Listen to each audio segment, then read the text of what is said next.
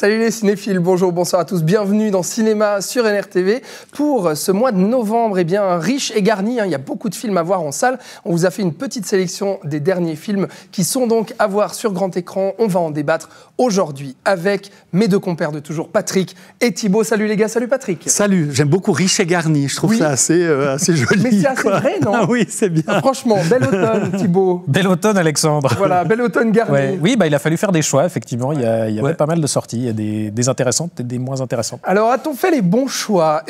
C'est à vous de nous dire, et puis c'est à nous de vous dire aussi, vous allez le voir, puisque le film du mois, c'est bien sûr le blockbuster Gladiator 2. Ridley Scott donne une suite à son classique du péplum. Fallait-il la faire? Tout le monde se pose la question, nos cinéphiles ont la réponse. On vous parlera aussi de la Palme d'Or de Cannes 2024, Anora, film indépendant américain de Sean Baker sur une stripteaseuse à New York qui veut croire aux contes de fées en épousant un milliardaire russe.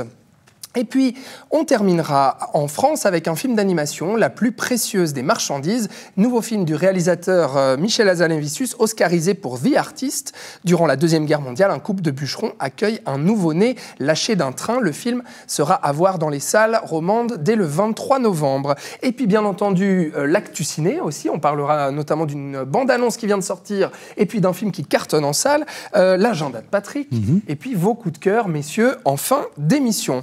Bon, alors si vous êtes prêts, commençons avec le grand spectacle, les arènes de Gladiateur et le sang. Regardez les images de Gladiator 2. Général Acacius, de grandes victoires nous attendent. Rome a tant de sujets, elle se doit de les nourrir. Ils n'ont qu'à manger la guerre. Ariston, lui! La reine change les esclaves en gladiateurs. Et les gladiateurs en hommes libres. Tu as quelque chose en toi. Je l'ai su dès le début. C'est vrai ça. Une rage. Cette rage est un cadeau.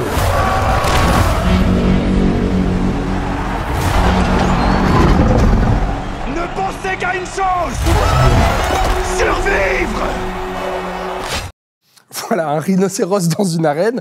Quoi de mieux? Peut-être des requins, tiens, c'est ce qu'on va voir aussi. 24 ans après avoir triomphé avec Gladiator, le réalisateur Ridley Scott lui donne une suite tardive. On y suit Lucius, fils de notre cher héros Maximus, lui aussi destitué et réduit en esclave et en gladiateur. Au casting, on retrouve donc Paul Mescal dans le rôle titre, mais aussi Denzel Washington et Pedro Pascal. Mais alors, mon cher Thibaut, vraie suite légitime ce Gladiator 2 ou opportunité des studios de faire de l'argent sur un film qui agite la nostalgie? Je crois qu'on est plutôt sur la deuxième option. En soi, est-ce qu'il fallait faire une suite à Gladiator? Je ne sais pas. Est-ce qu'il fallait faire une suite en l'état? Non. Parce que cette suite-là, moi, de toute façon, Ridley Scott, j'ai gentiment lâché l'affaire. Il a eu un sursaut pour moi avec son film Le Dernier Duel, qui était tout d'un coup une espèce de retour en grâce. Où, oui, on peut se rappeler qu'il sait encore faire du cinéma. Mais sinon, depuis 20 ans, le reste, c'est du pilotage automatique. Il enquille les films sans aucune passion. Moi, je trouve que ça a toujours très désincarné. Et là, c'est à nouveau le cas devant ce film qui est, je trouve, pas très joli, pas très spectaculaire. Parce que oui, tu le dis, il y a des rhinocéros, on inonde le Colisée pour mettre des requins au milieu des bateaux. Mais en fait, il n'y a aucun souffle, je trouve, dans la mise en scène de Ridley Scott devant ce film-là. Et puis, le scénario, c'est pareil. On est à mi-chemin entre un film qui rejoue des séquences clés du premier Gladiator et une espèce de suite où on ramène des personnages du premier film, mais pour en faire pas grand-chose. Et là-dessus, on se retrouve devant un film très long, parce qu'il dure quand même 2h30 quasi. Ouais. Et donc, moi, je me suis passablement ennuyé. Ah, bon, passablement ennuyé chez Thibaut. C'est un peu la cata de son côté. Patrick, tu vas nous sauver un peu de ça? Moi, pas du tout, en fait. Je suis pas d'accord avec Thibaut du tout. Fight. Je dis pas que c'est un grand chef-d'œuvre, etc., mais je le trouve vraiment intéressant dans l'idée qu'il amène par rapport à la suite. Ce qui me plaît dans le film, que je trouve par ailleurs assez spectaculaire, avec des scènes de bataille assez spectaculaires, je rejoindrais peut-être l'idée que parfois, dans les combats, on amène des animaux. Le rhinocéros, ça, c'est tout à fait crédible, à mon avis. Les requins, les babouins, c'est un petit peu voilà. Mais après, je trouve le film intéressant parce qu'il propose effectivement de reprendre les personnages, parce que c'est la suite de leur histoire, mais il y a quand même pas mal de nouveautés au niveau de ce qui se passe. Je trouve que le scénario réserve quand même quelques surprises dans son déroulement. Je trouve que le personnage du gladiateur principal incarné par Paul Mescal est intéressant parce qu'en fait, du coup, il apporte autre chose d'un peu plus nostalgique peut-être que ce qu'il y avait dans le premier film. Et puis, je trouve aussi intéressant le fait que c'est un film qui, du coup, va peut-être moins se concentrer sur le côté émotionnel, familial, même si c'est toujours présent. Mais t'es bien généreux. Va quand même aussi être intéressant d'un point de vue politique, social, dans ce qu'il veut amener, dans ce qu'il veut raconter, par rapport à ça. Et ça m'a bien plu. Vraiment, oui, parce que le premier, c'est déjà quand même un enjeu. Enfin, ça parle beaucoup du pouvoir. Oui, mais ça, je trouve que là, ça le développe, etc.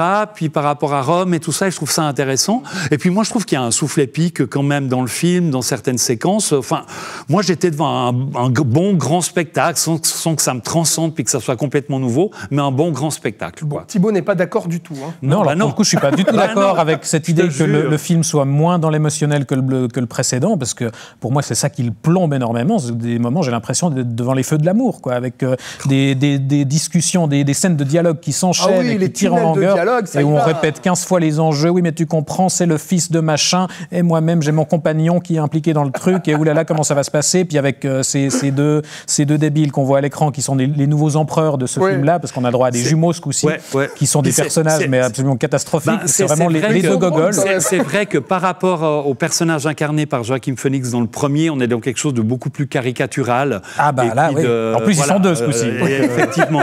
Et en gros, sur Denzel Washington... c'est le seul intérêt du film. C'est le seul intérêt, parce que comme d'habitude, moi je trouve Paul Mescal assez...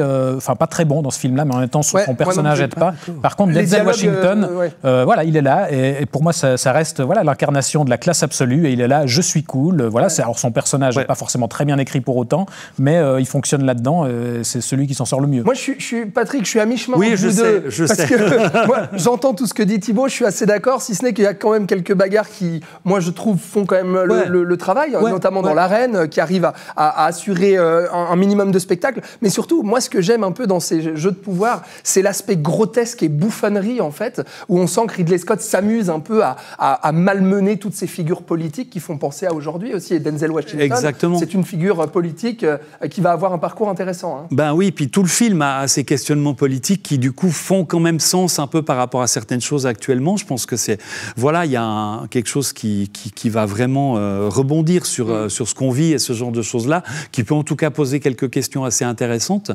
Et puis voilà, moi, après, au niveau spectaculaire et tout, j'ai été pris par Patrick, le spectacle. Sois honnête, parce qu'on en a parlé avant l'émission, tu m'as dit, c'est mieux que le premier. Mais comment oses-tu, Patrick? Défends-toi là-dessus, parce que ça va pas... Mais le premier, je me suis vraiment ennuyé au premier film, beaucoup. Il y avait une scène de bataille au début que j'avais vraiment beaucoup aimé, mais surtout, je trouvais que tous les rapports à la famille, avec la musique, avec la chanson de Lisa Gérard et tout, et puis là, ça, j'en pouvais plus. Non, parce que je trouve que les questionnements qui sont mis en place sont pas uniquement des questions « Oh, mon petit-fils et ma petite femme » et ce genre de trucs. Mais t'es sûr que tu confonds pas les deux films? Je trouve, là, j'ai été un peu plus intéressé différemment. Et dernier mot, Thibaut. Toi, le premier, tu adores, comme beaucoup de monde. J'adore, je sais pas. Je pense pas que ça méritait 5 Oscars comme il en a reçu. Maintenant, je trouve que ça reste dans les derniers bons Ridley Scott, effectivement. Donc, il faut retourner voir le premier, cette suite. Voilà, je pense qu'on peut clairement s'en passer. Mais après, encore pour revenir sur la comparaison entre les 1 et 2, je pense qu'en fait, il y a des très bonnes choses dans le 1. Joaquin Phoenix, Russell Crowe, la bataille du départ, etc. Plein de choses. Puis je trouve qu'il y a des bonnes choses aussi dans ce deuxième, Denzel Washington, Paul Mescal, certaines séquences. Donc voilà, ça se vaut, on y va, et puis on va pas être déçu si on a aimé le premier. On va passer un bon divertissement hollywoodien, comme le dit Patrick, et pour Thibaut, vaut mieux revoir le premier. Si on y va, il faut s'armer de patience. Voilà, ou même aller voir autre chose. Ouais, mais le premier aussi, il y avait des longs tunnels de dialogue et tout. On va clore, Patrick. On va pas vous mettre d'accord sur Gladiator 2, qui est à voir en salle. On verra si, ça vaut plus la peine de voir le film suivant, parce qu'on reste dans le cinéma américain, mais plus indépendant. Celui-ci, on passe une folle nuit à New York, dans le milieu des clubs de striptease. Regardez.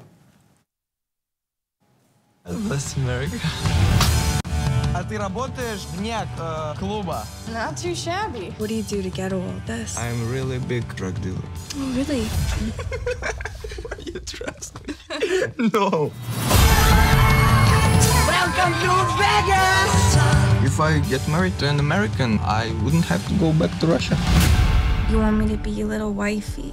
I'm serious. 3 carats? What about 4 or 5 or 6? I give it 2 weeks, bitch. I'm just gonna go chill in my mansion or whatever.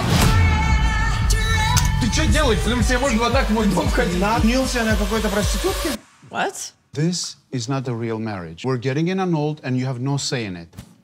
Anora, voilà, c'est le titre de ce film et le nom donc de cette stripteaseuse de Brooklyn incarnée par Mickey Madison. Elle rêve de sortir de sa condition précaire. Alors lorsqu'elle rencontre Ivan, que vous avez vu dans la bande-annonce, un fils de milliardaire russe, eh ben, elle se dit qu'il est peut-être sa porte de sortie.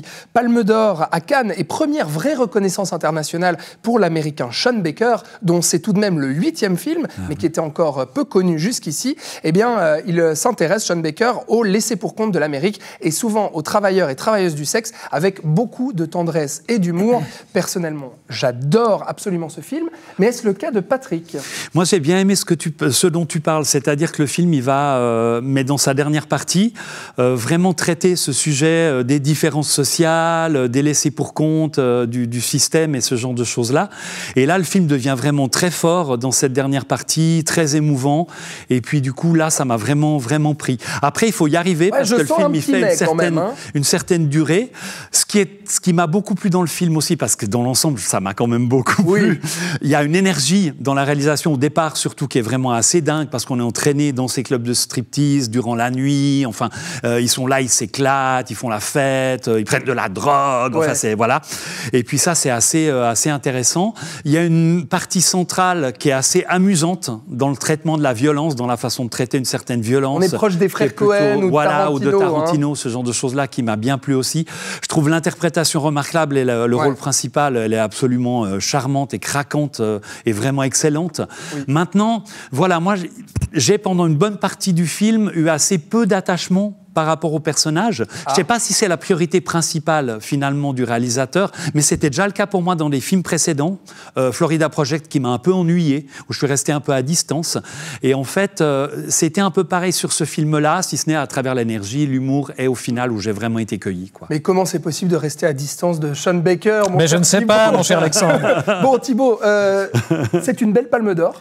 C'est une belle palme d'or, oui, parce que c'est à la fois un film très exigeant dans sa fabrication et très accessible, je trouve, dans son récit, dans sa façon de raconter son histoire. Et c'est ça, je trouve, qui fait la qualité du cinéma de Sean Baker, parce que quand on dit cinéaste indépendant qui s'intéresse voilà, aux laissés-pour-compte, aux marginaux, au milieu des travailleuses du sexe, voilà, on peut avoir cette image de cinéma social très sérieux et très déprimant et très misérabiliste. Pas du tout. Et c'est pas du tout ça. Il est jamais misérabiliste, il est jamais non plus moqueur, condescendant, cynique. Voilà, il pénètre vraiment dans ces milieux et il montre voilà, le quotidien de ces gens-là avec effectivement beaucoup d'affection, beaucoup de tendresse, et on a à la fois un film qui est très drôle, parce que c'est vraiment très drôle. Il nous enchaîne des situations complètement absurdes et abracadabrantesques, mais qui font parfaitement sens dans ces milieux-là, et puis aussi très touchant à l'arrivée. Donc vraiment, ne vous laissez pas impressionner par l'aspect Palme d'Or, cinéma, tout ça, Cannes. C'est vraiment un film très accessible et très, très spectaculaire, très, voilà. Eh bien, je bois tes paroles, mon cher Thibaut, je ne suis que d'accord avec ce que tu dis. Patrick aussi, j'ai l'impression, même si peut-être un peu plus de réticence, assez personnelle par rapport à l'attachement des personnages. Un petit mot rapide, Patrick, sur le résultat au box-office du film, qui a un petit peu de peine à trouver son public, notamment chez nous en Suisse.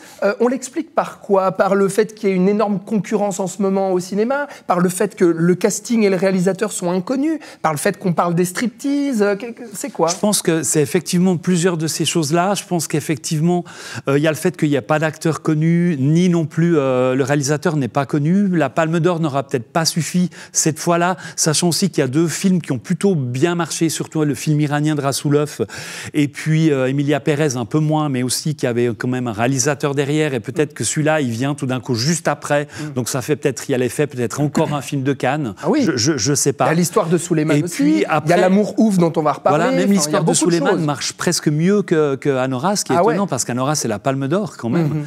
Et puis, il y a effectivement peut-être le côté violent qui pourra peut-être en décourager certains, je ne sais pas. Ou la nudité. La nudité, le sexe. Le milieu du sexe à Brooklyn. Sex clubs, etc. mais c'est vrai que c'est dommage de passer à côté de cette Palme d'Or qui, comme vous l'avez dit les deux, c'est une palme tout à fait accessible. Absolument. Donc, et on vous encourage vivement tous les trois, vous l'aurez compris, à aller voir donc Anora, cette magnifique Palme d'Or de Sean Baker, à voir encore en salle.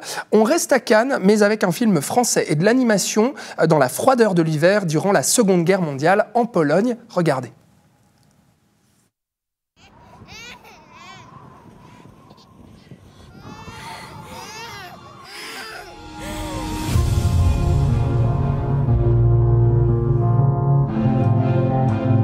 Qu'est-ce que c'est que ça? Ne sais-tu pas à quelle espèce il appartient? Singe sans cœur.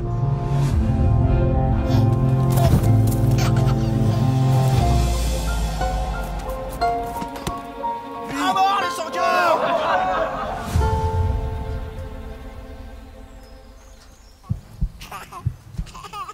Les sans cœur ont un cœur. Voilà le retour donc de Michel Hazanavicius, qui avait remporté l'Oscar en 2012, souvenez-vous, pour The Artist, et qui a sans cesse alterné entre des drames et surtout des comédies comme Les Deux OSS 117, ou son dernier film en date sorti il y a 2 ans, Coupé. Ici, c'est la première fois qu'il s'attaque à l'animation pour raconter ce conte tiré d'un roman de Jean-Claude Grimbert. Le film était en compétition à Cannes et à Annecy, mais on est reparti bredouille.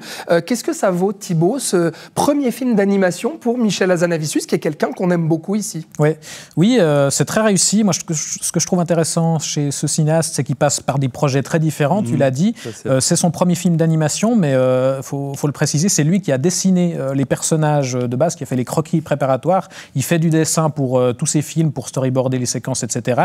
Mais il n'a jamais montré jusqu'à présent publiquement ses dessins. Et donc là, c'est intéressant. C'est un défi supplémentaire. Et puis surtout, le sujet, parce que il est lié, il a un certain lien au sujet de la Shoah par son histoire familiale, mais il ne voulait pas du tout s'y attaquer jusqu'à maintenant. Et en fait, c'est l'approche de ce conte en fait, qui l'a convaincu de s'attaquer à cette histoire-là. Justement, raconter la Shoah, mais sous une forme de conte. Et je trouve que ça marche très bien, parce que ça donne un film qui est à la fois très poétique, très beau aussi. Je trouve l'animation très réussie, et puis très émouvante à l'arrivée. C'est un film plutôt pour adultes, film d'animation, mais plutôt pour adultes. Plutôt pour adultes ou grands adolescents quand même. Mais il y a quelques séquences qui sont assez, on va dire, un peu éprouvantes ou assez fortes. Maintenant, il y a un travail qui est fait au niveau artistique, au niveau des idées dans l'animation, qui permettent de traiter certaines choses de manière plus inventive et créative par rapport à certaines choses qui peuvent un peu atténuer, voire inquiéter un peu plus, ça dépend. Mais il y a aussi une façon de raconter cet épisode sombre de notre humanité de manière créative et assez nouvelle, finalement aussi.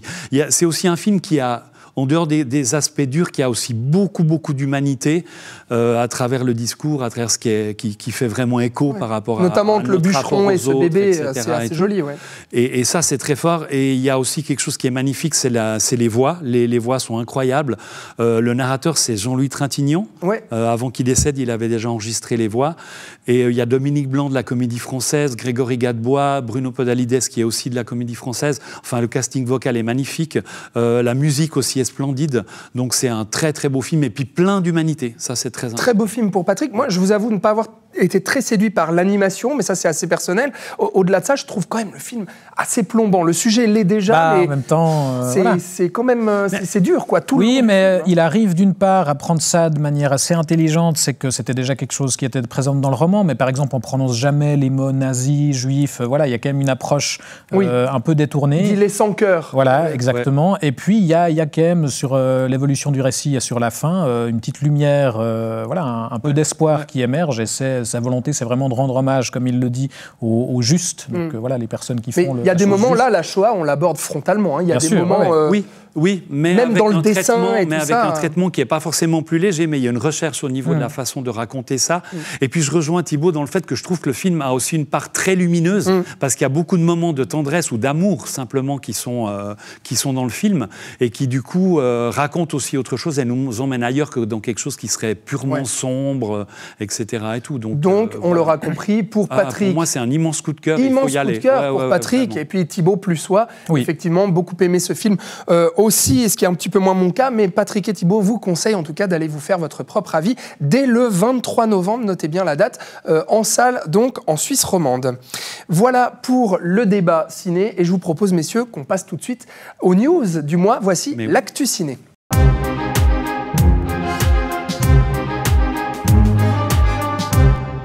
Bon allez, tu peux te frotter les mains Thibaut, parce que la première actualité, c'est cette bande-annonce toute fraîche sortie cette semaine de Mission Impossible 8, attendue pour 2025, peut-être le dernier de la saga. Regardez les images et on en parle.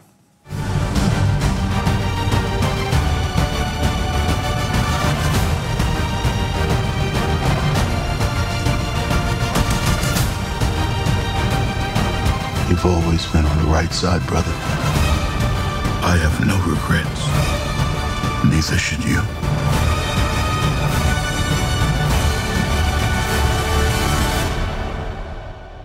I need you to trust me. One last time. Une dernière fois, suspense. Bon, c'est la suite directe d'un film pensé en 2 parties, Thibaut. Dead Reckoning, donc Mission Impossible, dont la première partie était sortie en 2023. Du coup, ça t'a donné envie, on imagine Oui, parce que moi, je suis de base toujours client de tout ce que fait Tom Cruise et surtout de la franchise Mission Impossible, qui reste, je trouve, depuis plusieurs années quand même ce qui se fait de plus intéressant dans le domaine du blockbuster et du divertissement populaire, parce qu'on a vraiment l'ambition de faire du vrai spectacle, ambitieux, exigeant et généreux, inventif et tout ce qu'on veut. C'était un peu plus fragile peut-être sur les derniers films, mais la première partie de ce peut-être final avait eu avait pas très bien marché. Elle s'était quand même fait bouffer par Barbenheimer au final, à tel point que finalement on a eu un titre qui a changé. C'est devenu The Final Reckoning, et pas partie 2, parce que maintenant on oublie le fait que c'est en 2 parties. Et il y a aussi eu la grève des scénaristes, qui a un peu bouleversé tout ça. Donc je sais pas exactement à quoi m'attendre, mais d'après les premières images, ça donne plutôt envie. Ça a l'air quand même d'être dans la continuité de la saga. Patrick, ça te donne envie ou pas ? Ah oui, ça me donne envie. J'avais beaucoup aimé le film précédent, la première partie. Et puis, je trouve qu'il y a des procédés mis en place. On voit un petit peu 2-3 choses comme ça dans la bande-annonce qui font envie. Ça a l'air assez spectaculaire, comme ça l'est souvent. Tom Cruise a l'air de s'éclater toujours à courir derrière des avions et en s'accrochant à des ailes et tout ce qu'il peut. Ça a l'air cool. Non, je me réjouis vraiment. C'est aussi une saga que j'aime beaucoup, puis je trouve vraiment de qualité dans l'action. Et donc, qui sortira au printemps 2025. C'est bien ça, c'est en mai, Thibaut, sauf erreur. Voilà donc pour Mission Impossible 8 qu'on a très hâte de voir, bien sûr. Et on va vous parler, je l'ai dit un petit peu tout à l'heure, du gros carton du cinéma français, et même tout court, du cinéma en général en ce moment, c'est L'Amour Ouf. 40 000 spectateurs en Suisse romande, c'est beaucoup, Patrick. Et en France, ça approche la barre des 4 millions d'entrées. Qu'est-ce qui explique ce succès phénoménal en salle de ce film-là L'Amour Ouf. Alors je pense qu'il est sorti à un moment où ce type de film, il y avait peu de concurrence autour. Puis le film, il est très large dans ce qu'il peut offrir en fait, et le public. Parce qu'en même temps, on a une histoire d'amour un peu 80s qui est très à la mode maintenant. On a quelque chose qui a un petit peu de violence aussi. Il y a presque du Tarantino un petit peu aussi, dans toute proportion gardée dans la façon de faire le film. Il y a un très gros casting. Donc je pense que ça s'adresse à un public assez large.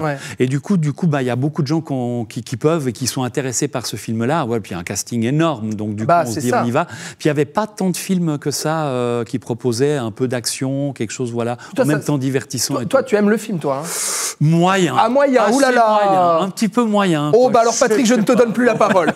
Thibaut, un petit mot, parce que c'est vrai, réalisateur connu, Gilles Lelouch, gros casting aussi pour les jeunes, phénomène sur Internet et sur TikTok, toutes les planètes étaient alignées en fait.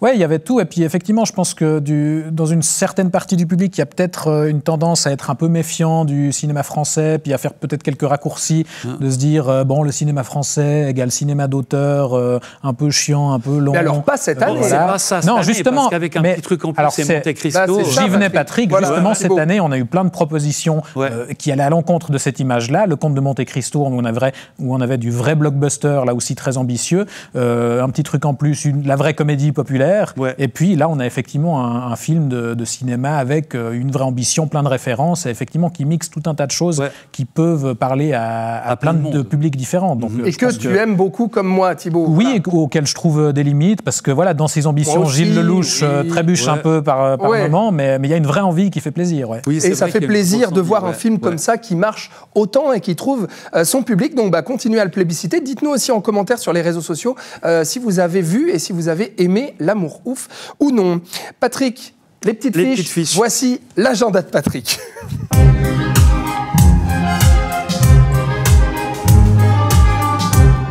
Mon cher Patrick, ce mois-ci, donc de novembre, tu nous recommandes le documentaire Les héritiers des paysans horlogers qui revient sur l'histoire de l'horlogerie de luxe. Oui, et surtout sur l'histoire des paysans horlogers et leurs héritiers qui, depuis le XVIIIe siècle jusqu'à nos jours, œuvrent avec passion pour ce métier qui est à la croisée entre l'art et la haute précision technologique. La séance aura lieu le 18 novembre à 20h30 au Cinéma Rex à Aubonne en présence du réalisateur Claude Charly. Des séances Cap sur le Monde le 21 novembre au Cinéma Capitole à Nyon et le 29 novembre au Cinéma Odéon à Morges. Rappelle-nous, qu'est-ce que c'est Cap sur le Monde? Alors, c'est des ciné-conférences en présence du réalisateur ou des réalisateurs-trices aventuriers, aventurières, qui vont nous emmener cette fois en Iran. Donc, ça va être l'occasion de découvrir ce pays qui est vraiment magnifique et puis qui n'est pas facilement accessible, en tout cas actuellement. Et puis aussi à travers un désir des réalisateurs d'aller à la rencontre des gens qui sont dans ce pays-là, à la rencontre de l'autre, tout simplement. À Nyon, toujours, reprise des séances La Petite Lanterne de la Lanterne Magique pour les jeunes spectateurs entre 4 et 6 ans. Alors, c'est des séances qui permettent aux plus jeunes de s'initier au cinéma, on va dire ça comme ça, à la magie du cinéma. C'est des programmes qui sont composés de plusieurs courts-métrages. Et puis, au milieu de tout ça, il y a une ciné-explorateur, exploratrice qui va un petit peu les guider à travers différentes thématiques. Alors, les premières séances, toujours les samedis matins, auront lieu le 23 novembre à l'Odéon à Morges, le 30 novembre au Capitole à Nyon et au Cinéma Rex à Aubonne. Donc, il y en a un peu partout dans la région. Et pour le Ciné-Club de Nyon, eh bien, il vous propose le thriller politique Les Fantômes au Cinéma Capitole à Nyon à voir ce mois-ci. Qu'est-ce que c'est ce film? Alors, c'est aussi un coup de cœur personnel. J'ai beaucoup aimé ce film-là. Et de Thibaut aussi. Je plus sois. C'est un film dans lequel on va suivre le jeune Hamid, qui est membre d'une organisation secrète qui traque les tortionnaires et criminels de guerre syriens qui sont venus en Europe. Et puis le thriller va avoir un traitement qui est à la fois intimiste et psychologique, assez différent de ce qui est proposé habituellement dans ce genre de film-là, qui est vraiment très réussi, mais très intense, hein, même si c'est moins action, plus intérieure, mais très intense. Ça sera le 2 décembre à 20h30, et puis on pourra même s'y rencontrer parce que je serai là pour présenter le film au Cinéma Capitole à Nyon. Donc le 2 décembre au Cinéma Capitole à Nyon pour le Ciné-Club de Nyon. Merci Patrick pour ton agenda donc à voir ce mois-ci dans la région. Et eh bien, vous en voulez encore, il y en a toujours plus. Les voilà, les coups de cœur de nos critiques.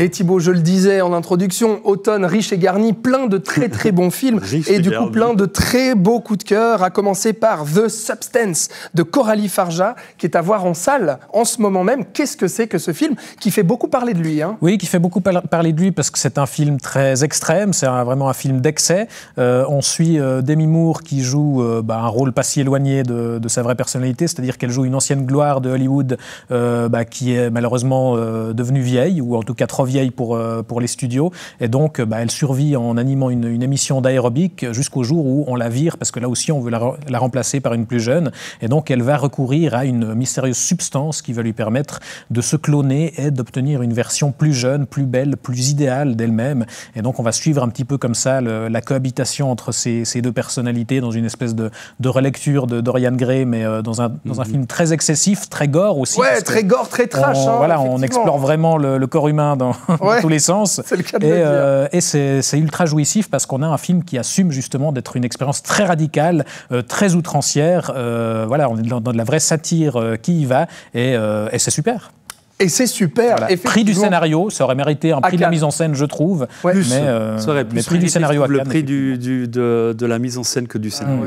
Film génial, The Substance. Ça va. Ouais, Patrick aime un peu moins, mais moi j'adore aller voir ce film complètement J'ai le droit de dire fou. juste ça va. Oui, c'est vrai, tu as le droit de dire ça. Par contre, tu as le droit de nous dire aussi quel est ton coup de cœur, puisque c'est un documentaire suisse signé Claude Bechtold. C'est à voir en salle aussi en ce moment. Ça s'appelle River Boom. Qu'est-ce que c'est? Alors River Boom, en 2001, en fait, après le... En 2002. En 2002, juste après le 11 septembre, Claude Bechtold va être emmené par des amis, un journaliste et un photographe, à participer à un reportage en Afghanistan, juste après le 11 septembre, à peu près.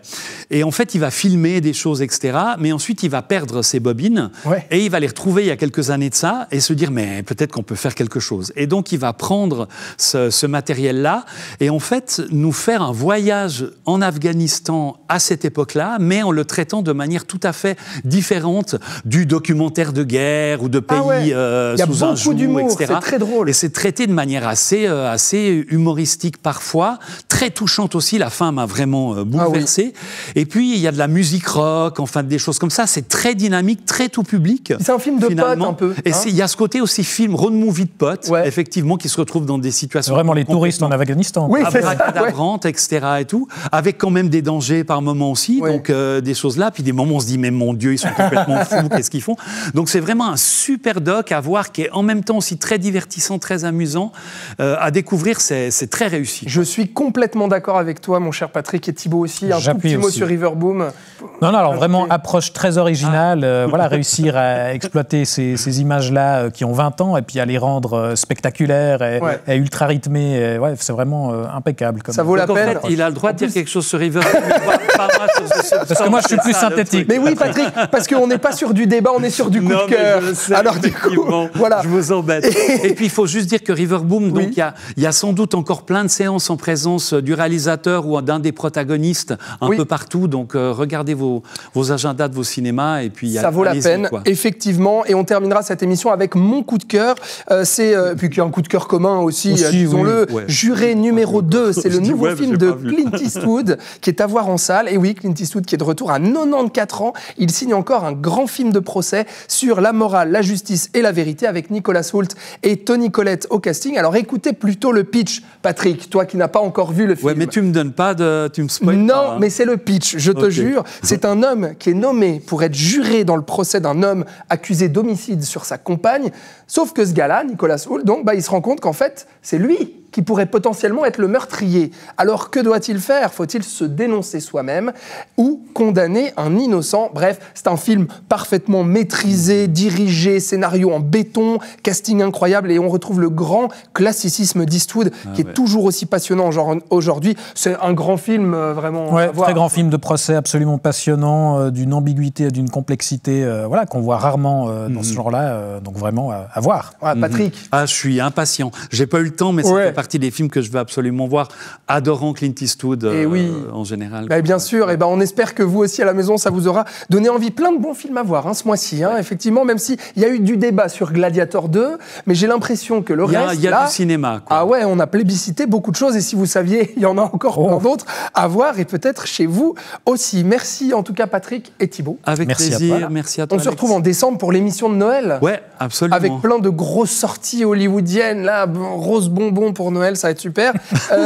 Et puis merci à vous d'avoir regardé cette émission. Quel film alors vous avez plébiscité ce mois-ci? Dites-nous tout en commentaire. Quel est votre film pour l'instant de l'année? Et puis on se retrouve le mois prochain donc pour la dernière émission de l'année, l'émission de Noël. Merci, ciao.